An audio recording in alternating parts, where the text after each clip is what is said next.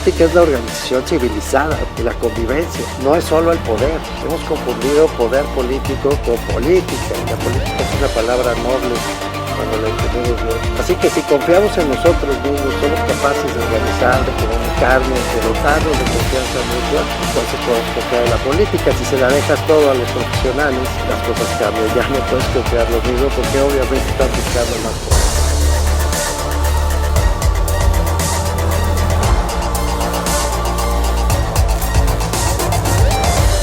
Bienvenidas, bienvenidos. Hoy vamos a iniciar una pequeña serie de 3 programas en los que hemos seleccionado algunas de las intervenciones de las muchas personas, muchas queridas, buenas amigas y amigos que han venido a estas conversaciones sobre temas específicos. Yo le agradezco mucho a Montserrat Rivas que haya hecho esta primera selección. Vamos a tener 3 programas. Vamos a iniciar con el tema de la democracia.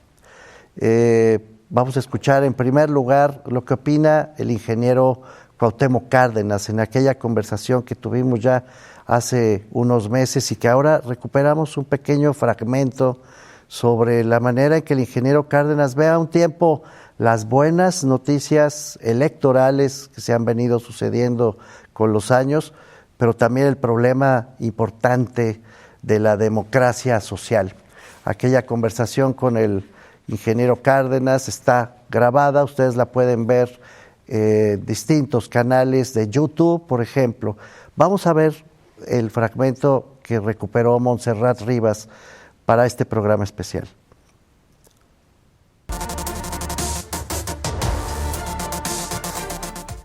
Bueno, sin duda hemos logrado un cambio importante, Mauricio. Pues las elecciones de ahora, las elecciones yo diría del 97 para acá son distintas a lo que teníamos anteriormente y desde luego muy distintas de lo que fue la elección de 1988, donde hubo pues gran violencia, muchísimos atropellos a las propias leyes y a la ley electoral, atropellos a los derechos de los ciudadanos, de la gente. Se cayó y bueno, el ahora sistema. tenemos, yo no diría que elecciones perfectas, ni mucho menos, pero en todo caso mejores y todavía por mejorarse. Sin duda tenemos que evitar que haya dinero sucio en las elecciones, tenemos que evitar que haya intromisiones de funcionarios en las elecciones para inclinar los resultados.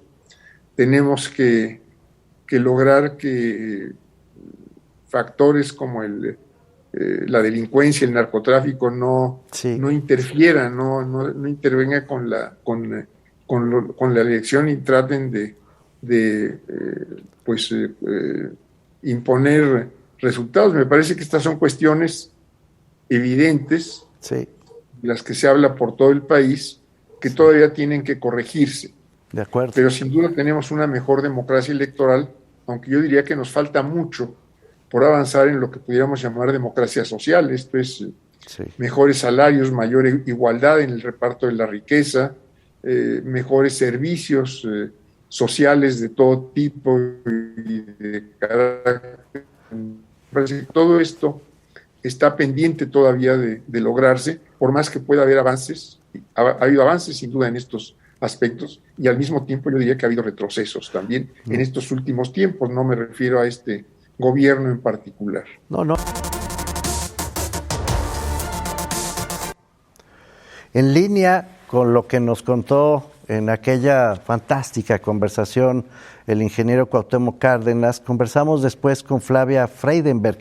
Y Flavia Freydenberg nos dio un panorama sobre los riesgos de la democracia en América Latina.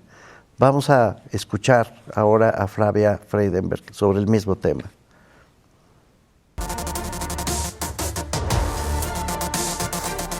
Yo entiendo porque la gente está cansada de que siguen políticos y políticas que usen las elecciones, accedan a los cargos y se olviden de los problemas de la gente. Entonces yo entiendo que la gente, cuando alguien es empático con sus problemas, cuando ellos creen que hay alguien que es empático con sus problemas, sean líderes populistas, llámenle como quieren, pero es un liderazgo, a mí me gusta más decir liderazgos carismáticos, porque normalmente son liderazgos carismáticos. Beberiana que tienen la una cosa. Relación. Sí, ando beberiana ahora. Una categoría de Max Weber, gran sociólogo alemán, sí. Sí, entonces se sienten que alguien les representa. Entonces, yo estoy convencida que, o sea, yo puedo entender por qué la gente elige líderes carismáticos. Es otra cosa, déjame cerrar esta idea, otra cosa es que luego esos líderes carismáticos que acceden democráticamente al poder no ejerzan democráticamente el poder. Este es el punto, porque construir la democracia sin pluralidad, fíjate lo que nos estás contando, una lógica en la que hay una dicotomía irreconciliable, por muchas razones, todas entendibles, todas explicables, pero finalmente una dicotomía irreconciliable, donde además tienes partidos que se están rompiendo por dentro con más o menos énfasis. Tú dices, Perú es el caso extremo, yo veo a México donde también los partidos tradicionales están perdiendo densidad, la verdad, y además con la idea de un pensamiento cuyo propósito principal es vencer al adversario, vencer a lo otro, vencer a lo que nos ha lastimado. Y vencer quiere decir borrar del mapa. Eso no puede ser una democracia, Flavia. Esos fueron 14 años de vida ecuatoriana. Eso es Venezuela.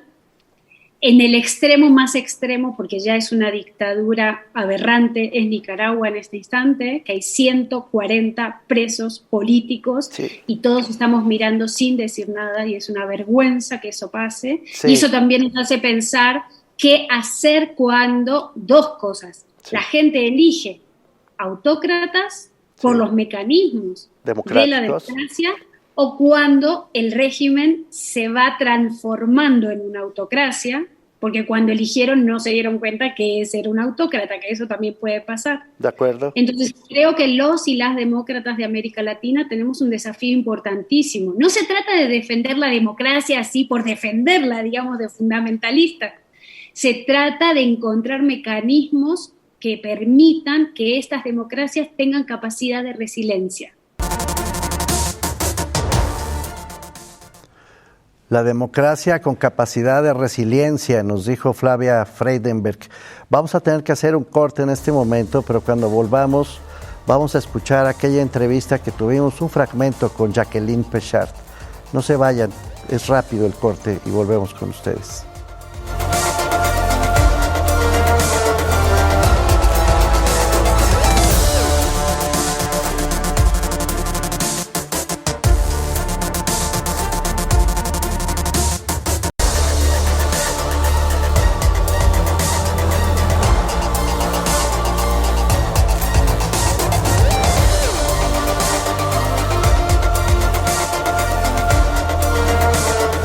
Estamos de vuelta en este programa especial de síntesis y de compilación de algunas de las cosas que se han venido diciendo en estas conversaciones, en particular el día de hoy sobre la democracia. Jacqueline Pechard nos alertó sobre la enorme dificultad que tiene construir instituciones democráticas y el largo proceso que hemos tenido que seguir para lograrlo. Vamos a escuchar este fragmento de Jacqueline Pechard.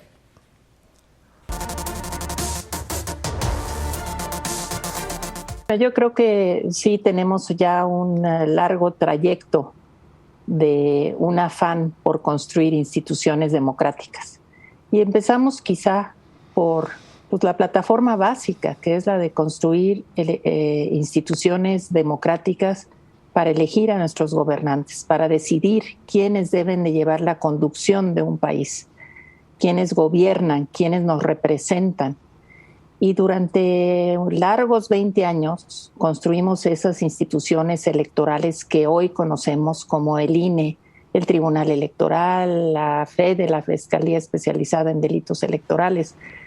Todo ese modelo electoral en México, pero que ha tenido de manera muy clara en el IFE, hoy INE, pues la institución que ha sido capaz de organizar elecciones que nos dieran la garantía de que nuestro voto iba a contar y que nuestro voto iba a ser el único que contara para decidir quién ganaba la única vía. para dar legitimidad al poder político, ya que qué bien lo hicieron el domingo pasado, ¿no te parece? Yo estoy muy contento por los resultados, esta es otra discusión, pero sí por la organización del INE. Estaba muy amenazado para estas elecciones por la violencia, tuvo muchos problemas con el jefe del Estado mexicano, por el presidente López Obrador. La tenían muy difícil y la verdad, ya que a mí me dio muchísimo gusto ver al INE otra vez sacando la casta y dándonos la oportunidad de salir a votar y de que los votos se contaran. Yo creo que lo que el INE ha probado es que es una institución que ha logrado consolidar su capacidad técnica y su capacidad política. Es decir, ha logrado construir las dos, no sé si estés de acuerdo, Mauricio. Sí. Es decir, no solamente ha logrado tener procedimientos muy claros, abiertos, transparentes, que todo mundo los vigila todo el tiempo, sí, sino que también ha dado confianza a la ciudadanía. Pues sí, tienes razón, Jacqueline Pechart, y en una espléndida conversación que tuvimos con Catalina Botero, una experta en libertad de expresión y además vinculada directamente con las grandes redes sociales, con Facebook y con sus derivaciones. Ella está a cargo del Comité de Ética de Facebook, vaya tarea que asumió.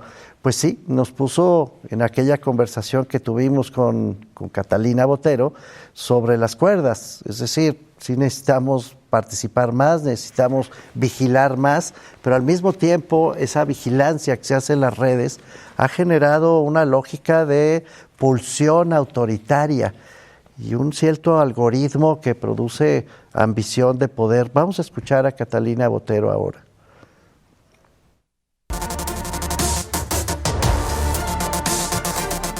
Yo creo que la tentación de algunos líderes políticos de tener una única visión del mundo y un pensamiento único y ser alabados permanentemente y terminan genuinamente creyendo que cualquiera que los critique es su enemigo. Esa tentación ha existido en la historia de la humanidad siempre. La democracia existe con frenos y contrapesos, con controles para evitar esa tentación autoritaria. Ahora, lo grave no es que haya gente que quiera que la alaben, lo grave es que haya gente que siga a esas personas. Sí. Hay momentos de la humanidad, pocos, como los algoritmos, en donde hemos valorado sobre todo el pensamiento crítico, en donde nos sentimos, el placer está en someter nuestras ideas como a la deliberación, ¿no? Sí. Como a esa prueba ácida de la crítica. Sí. Y ahí es lo que hacemos normalmente. Por ejemplo, tú y yo en otros escenarios, cuando nos sentamos y ponemos nuestras propias ideas en la mesa, sobre el tapete, y sacamos mejores argumentos. Y esa partida de ajedrez maravillosa nos hace muy felices, pero parecería que hay momentos en la historia en donde la gente lo que le hace feliz es exclusivamente oír lo mismo que piensa. Bueno, pero como el algoritmo, por eso insisto en la analogía. Es el algoritmo, pero planteado en términos políticos. Ahora, no hay democracia, Catalina, donde no hay libertad de expresión. Es decir, la democracia últimamente se ha planteado solo como una competencia por los votos. No es cierto. La deliberación pública y la libertad para que exista esa deliberación pública es la otra condición de la existencia democrática. Y tú has defendido a capa y espada en todo el continente esa otra condición democrática. Yo sí quiero, antes de cerrar, que me digas, vamos ganando, vamos perdiendo, ¿cuál es tu evaluación propia, Catalina? Es muy contradictorio porque hay líderes que cada vez proponen más un pensamiento único y no están dispuestos a oír la crítica y no sienten que la crítica les ayuda, y eso es gravísimo porque eso mina la democracia. Sí. Porque la democracia es una selección de preferencias políticas. Yo voto por el que me gusta. ¿Cómo sé cuál es el que me gusta si no hay una deliberación abierta? Pues sí. Si la gente no se siente tranquila criticando, hablando, haciendo control político, pues no lo puedo saber. El algoritmo me encierra, el pensamiento único me encierra, mi selección de preferencias está viciada, hay un problema serio en el funcionamiento de la democracia. Normalmente lo primero que pasa, Mauricio, cuando las democracias resurgen, es que la libertad de expresión vuelve a ser ese espacio de deliberación abierta, desinhibida, sin miedo. Absolutamente. No estamos pasando por un buen momento en la humanidad, pero las redes sociales ayudan. Tenemos que hacer un corte ahora, pero cuando volvamos vamos a referirnos a esto que nos decía Catalina Botero, el pensamiento único. Volvemos con Jesús Silva Herzog y con Lorenzo Córdoba. No se vayan.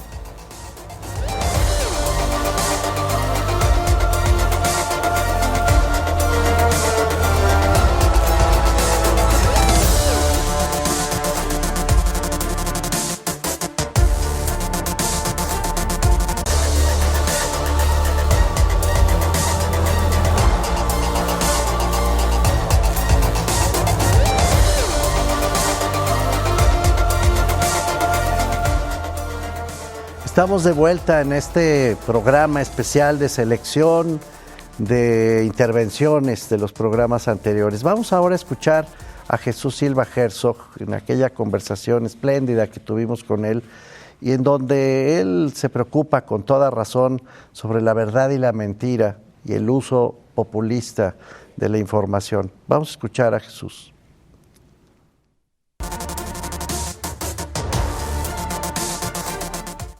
Me atrae muchísimo esta línea que abres, Mauricio, porque creo que esa es también otra de las amenazas más ominosas en términos culturales. Sí. El hecho de que la política se asuma con el derecho de colonizar todos los espacios de la vida pública. Pensar, por ejemplo, en que debe haber una definición política de la ciencia. Sí. En los mismos términos del debate de Estado, político. dice CONACYT, una agenda de Estado, que es la que debemos investigar todos los que nos dedicamos a esto, efectivamente. En donde se sienten, por cierto, soldados, miembros del ejército mexicano para tener una voz en los procesos de investigación y en donde se defina como proyecto del Estado la lucha contra la ciencia neoliberal. Bueno, a mí me parece que eso es abominable, el hecho de que llegue a esos espacios que no le corresponden al Estado, al poder político, sino que deben ser ámbitos en donde los profesionales, los especialistas tengan la capacidad de definir sus investigaciones y de vigilar sus normas científicas y éticas.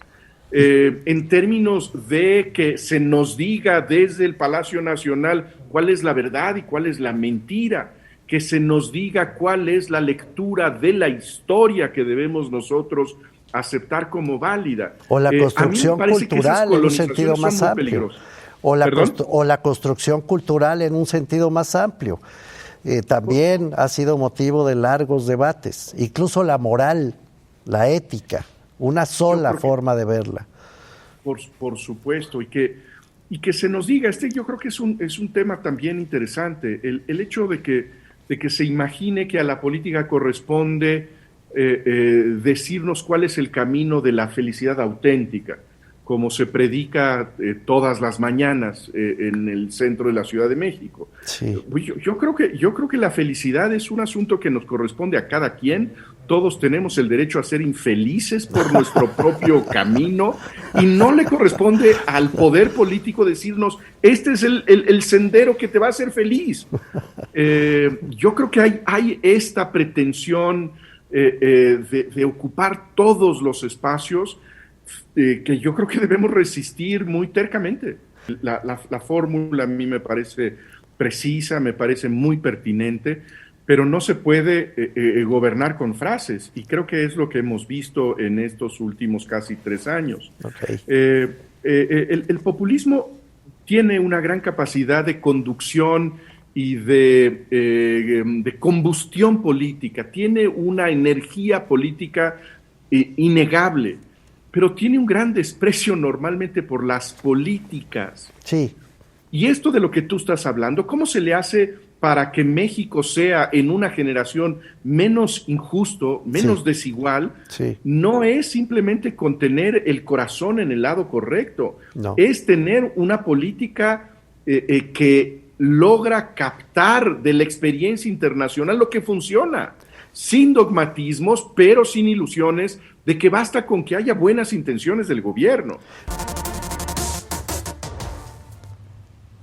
Pues sí, así como lo dijo Jesús Silva Herzog, y si alguien ha tenido que enfrentar en el terreno práctico y también político esos riesgos, esos desafíos democráticos, ha sido Lorenzo Córdoba, presidente del INE, con quien también conversamos a lo largo de esta serie. Vamos a escuchar a Lorenzo Córdoba.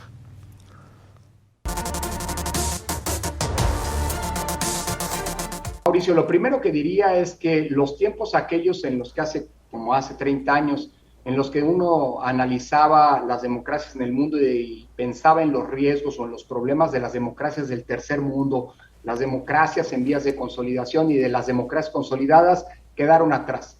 Hoy creo que los riesgos que enfrentan las democracias son riesgos globales, desafíos comunes, sin importar de que se trate de democracias nuevas, más recientes, más jóvenes o democracias añejas. Los problemas son esencialmente los mismos y eso ha generado una preocupación a nivel global. Los mismos problemas, dirías tú, déjame estresar un poco la cuestión, que tiene el Reino Unido, los tenemos nosotros para consolidar nuestra democracia, ¿eso estás diciendo? Con algunas diferencias, pero los problemas fundamentales ahí están. Los nuestros son problemas, evidentemente, a ver, déjame decirlo así. La democracia hoy enfrenta dos grandes tipos de problemas. Sí. Los problemas de de las promesas incumplidas de los sistemas democráticos. La vieja tesis de Bobbio. En los países de democracias más jóvenes como el nuestro, finalmente nosotros podemos hablar de 30 años, no mucho más, de un sistema medianamente democrático, por lo menos que resolvió el expediente electoral, que es el primero de los problemas que hay que resolver para poder hablar de una democracia. Primero el voto, claro. Estamos aquejados de particularidades propias de nuestros sistemas, digámoslo así, en donde nunca se logró construir un estado de bienestar. De acuerdo. Pero también los viejos sistemas democráticos, Inglaterra, tú lo mencionabas, que es tal vez el prototipo del primer gran estado de bienestar moderno. Y de la primera democracia problemas también. Muy comunes.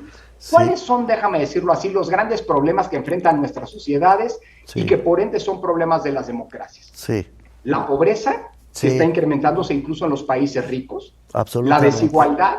Nunca había habido tanta riqueza en la historia de la humanidad y tanta desigualdad, incluso, por ejemplo, en Estados Unidos, en Europa, etcétera. Ahí están los estudios, por ejemplo, de Piketty. Sí.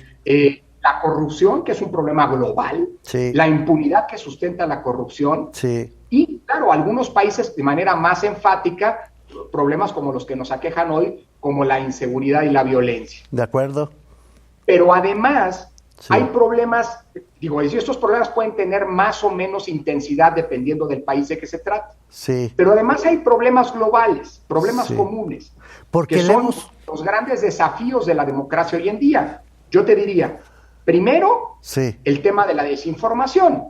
Las fake news, la desinformación no es un problema exclusivo de nuestras sociedades, digamos así, latinoamericanas, sino es un problema global. De acuerdo. Segundo, el problema de la polarización política, que, hombre, es normal en democracia que las posiciones tendan a comprometerse, a confrontarse, a tensarse, pero que hoy en día, a diferencia de lo que había ocurrido en el pasado, está siendo aderezada por un peligrosísimo componente de intolerancia. Y un tercer desafío tiene que ver con, digámoslo así, todos los efectos que ha traído la pandemia.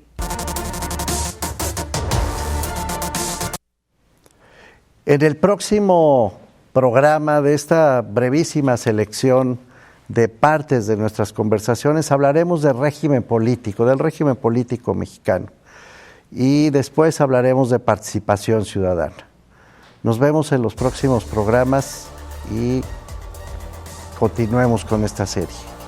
Muchas gracias.